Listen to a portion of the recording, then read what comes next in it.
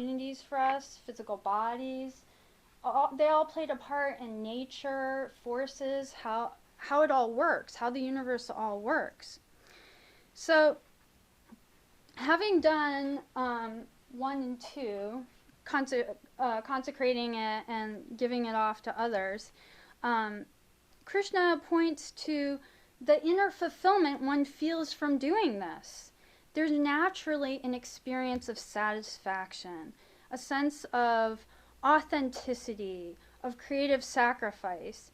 And Krishna points to this experience of inner fulfillment, inner freedom, inner recognition of truth. And this is sat. It becomes regenerative. One wants to do it again because it was satisfactory to the Ishvara within. It's satisfactory to that which is, the highest in all of us, that we are one with. So sat stands for truth or all. The quality of which is true and holy, laudable actions, he calls them. Sat is also the state of mental sacrifice when actions are at rest. So what is the difference between sat, like holy action, and asat, unholy action? Well, the asat is the personal, and the sat is the true and the holy. Quality of truth and goodness. Asat is done without faith, Krishna says, devoid of truth, is not of any benefit either in this life or after death. Even if it was austerities or almsgiving, if one did it to make oneself feel like they're doing the right thing, but it wasn't truly, on behalf of the all, then it is not of benefit. So we want to focus on those that are on of goodness, purity, love for others.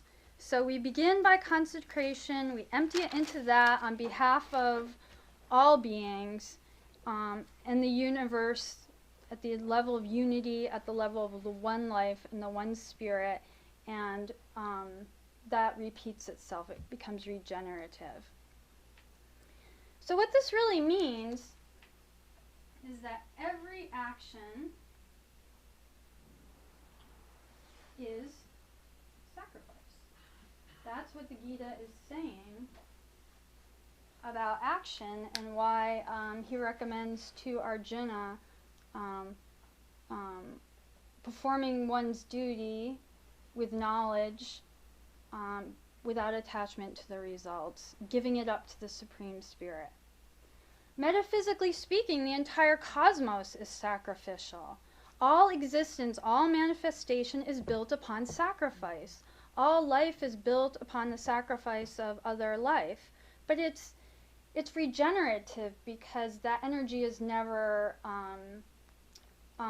used up. It's just transformed. It's like the first paragraph we read, how that one light is broken into rays of colors of the spectrum and then into myriads of other hues. The entire universe can be understood this way as a great act of compassion. And if one can sort of identify oneself with that, one becomes attuned to that logoic heart, that pulsation that brings the universe into existence periodically. One becomes sort of in harmony, in rhythm with the universe. So sacrifice is also synonymous with compassion. Because sacrifice means it's for all, which includes oneself. It's not negating oneself. One is part of the all. By cooperating with this sort of, how nature works, so to speak, how karma and cycles work, by cooperating with it, one's released from anxiety, self-concern, false pride, irritation, cravings, uncertainty. One begins to recognize the karmic mathematics of the universe, because one is in tune with the harmony oneself. And that brings about the natural sort of, I guess, the quality of appreciating the good in others and the wisdom of those who have gone before us.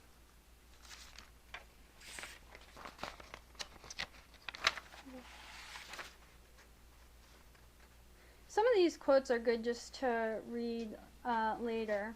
But on the bottom of page 2 of the quotes, Krishna says, "Those who have spiritual discrimination call him wise, whose undertakings are all free from desire, for his actions are consumed in the fire of knowledge. He abandoneth the desire to see a reward for his actions, and he's free, contented, upon nothing dependeth. And although engaged in action, he really doeth nothing. He's not solicitous of results, with mind and body subdued, and being above enjoyment from objects, doing with the body alone the acts of the body." That's sort of, as we said, one is compelled to act out of necessity. And by doing this, he does not subject himself to rebirth. He is contented with whatever he receives fortuitously, if free from the influence of the pairs of opposites, and from envy, the same in success and failure. Even though he act, he is not bound by the bonds of action. All the actions of such a man who is free from self-interest, who is devoted, with heart set upon spiritual knowledge, and whose acts are sacrifices for the sake of the Supreme, are dissolved and left without effect upon him. The Supreme Spirit is the act of offering. The Supreme Spirit is the sacrificial butter offered in the fire, which is the Supreme Spirit. And unto the Supreme Spirit goeth he who maketh the Supreme Spirit the object of his meditation in performing actions. So, a few points to tie together is, but as one cooperates with this, we were saying one sees how the karmic mathematics work, and how one can admire the good actions of others and those who have gone before.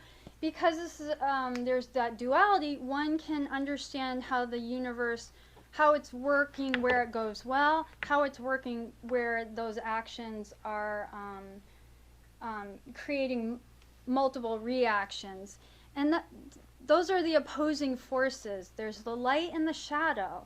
And the shadowy forces is the world of interaction and reaction. And that involves fears and hopes.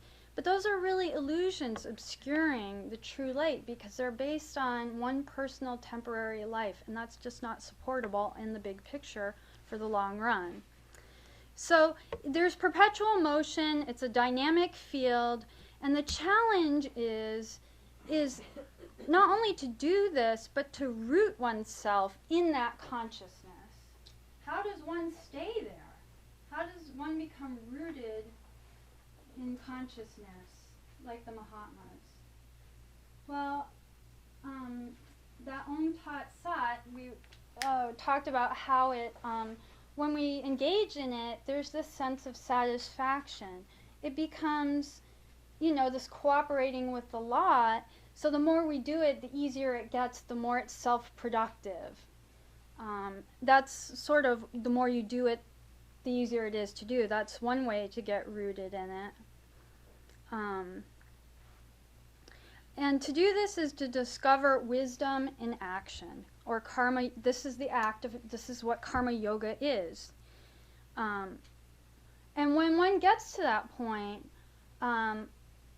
one sort of is acting on behalf of all. One understands that he or she has lived many lives and has their own karmic store built up that one has to face, so to speak. A measure of karma from the past that needs to be worked out.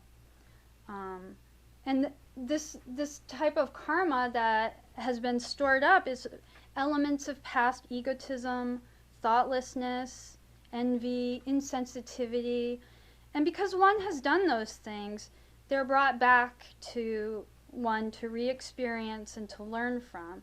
And one must be patient and have that strength that was talked about, because one has to accept them as that which is best for the soul and from which one may learn.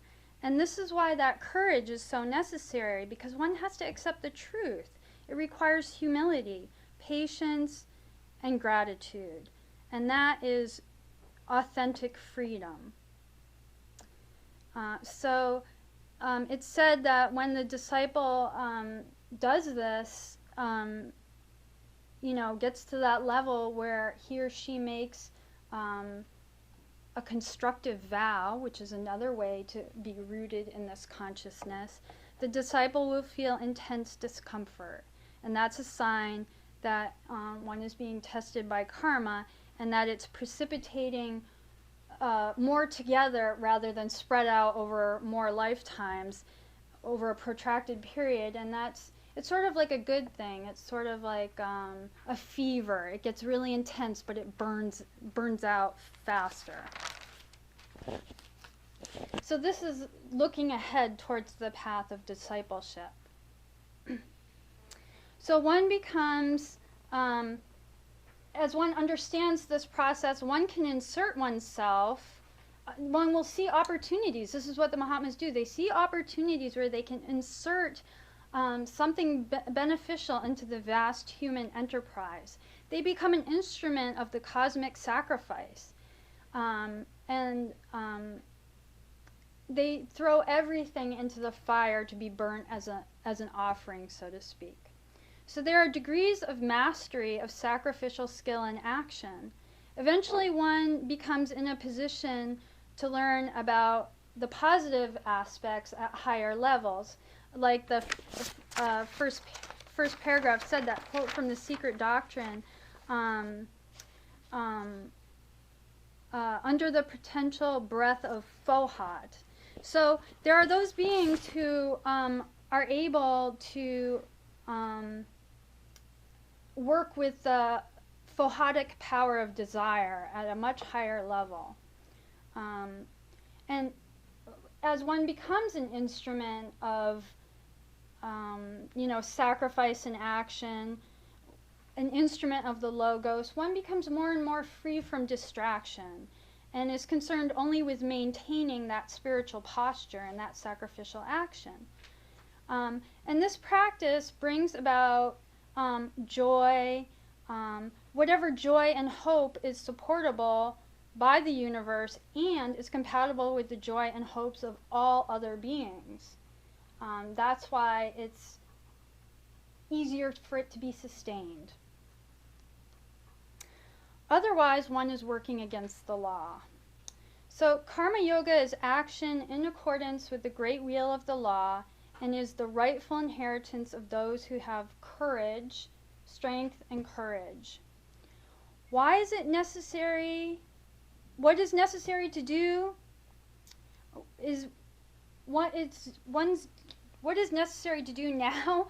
One's duty.